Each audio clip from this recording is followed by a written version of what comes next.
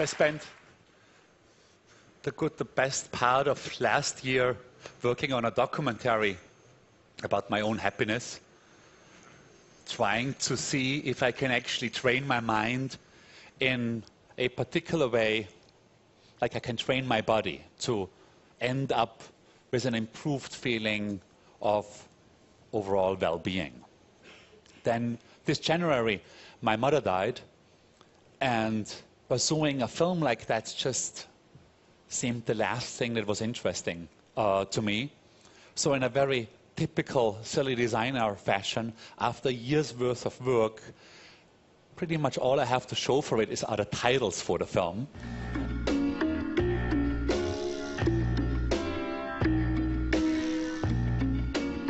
They were still done when I was on sabbatical with my company in Indonesia.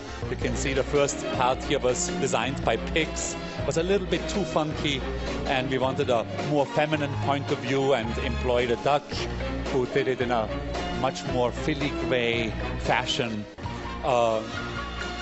My studio in Bali was only 10 minutes away from a monkey forest, and monkeys, of course, are supposed to be the happiest of all animals. So we trained them to be able to do 3 separate words, to lay out them properly. You can see there still is a little bit of a legibility problem there. The serif's not really in place, so of course what you don't do properly yourself has never been done really. So this is us climbing onto the trees and putting it up over the Sayan Valley in Indonesia. In that year, what I did do a lot was looking at all sorts of surveys, looking at a lot of data on this subject. And it turns out that men and women report very, very similar levels of happiness. This is a very quick overview of all the studies that I looked at.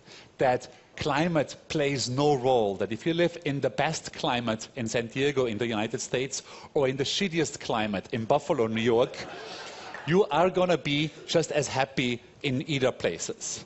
If you make more than $50,000 a year in the US, any salary increase you're going to experience will have only tiny, tiny influence on your overall well-being. Black people are just as happy as white people are. If you're old or young, doesn't really make a difference. If you're ugly or if you're really, really good looking, makes no difference whatsoever. You will adapt to it and get used to it.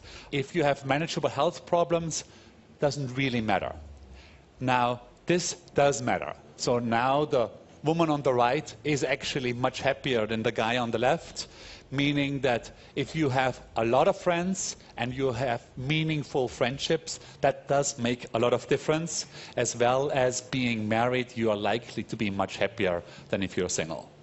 A fellow TED speaker, Jonathan Haidt, came up with this beautiful little analogy between the conscious and the unconscious mind. He says that the conscious mind is this tiny rider on this giant elephant, the unconscious. And the rider thinks that he can tell the elephant what to do, but the elephant really has his own ideas. If I look at my own life, I'm born in 1962 in Austria. If I would have been born 100 years earlier, the big decisions in my life would have been made for me. Meaning, I would have stayed in the town that I was born in.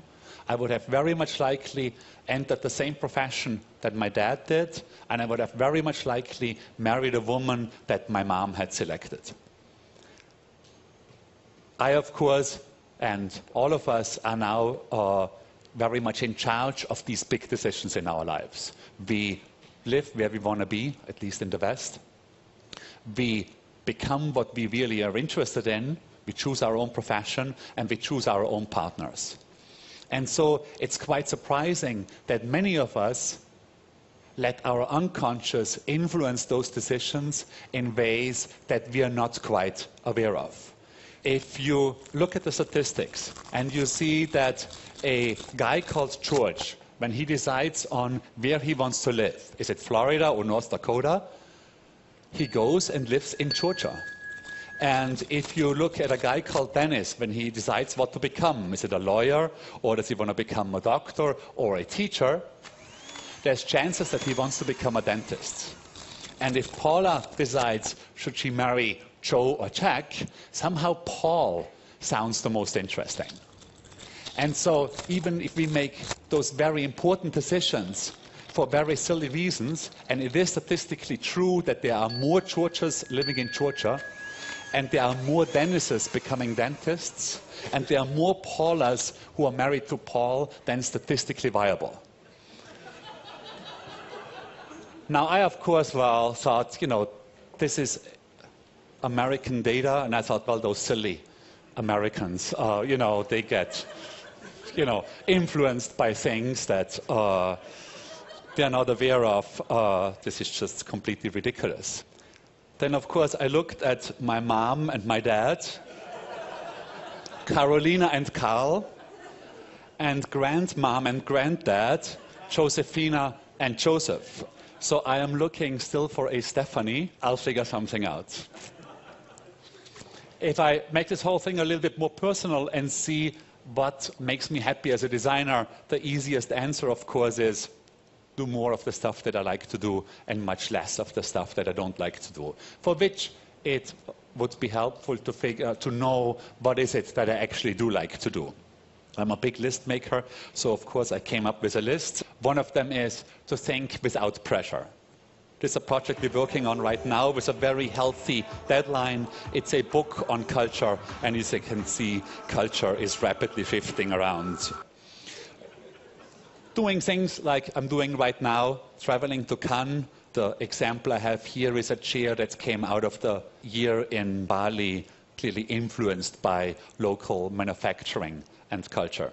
Not being stuck behind a single computer screen all day long, and we here and there quite consciously design projects that need an incredible amount of various techniques, just basically to fight straightforward adaptation. Being close to the content, that the content really is close to my heart. This is a bus or vehicle for a charity, for an NGO that wants to double the education budget in the United States. Carefully designed, so by 2 inches it still clears highway overpasses. Having end results, things that come back from the printer well, like this little business card for an animation company called Sideshow on lenticular foils. Working on projects that actually have visible impact, like a book for a deceased German artist whose widow came to us with the requirement to make her late husband famous. This came out 6 months ago and is getting unbelievable traction right now in Germany. And I think that her widow is going to be very successful on her quest. And lately, to be involved in projects where I know about 50% of the project technique-wise, and the other 50% would be new. So in this case, it's an outside projection for Singapore on these giant Times Square-like screens.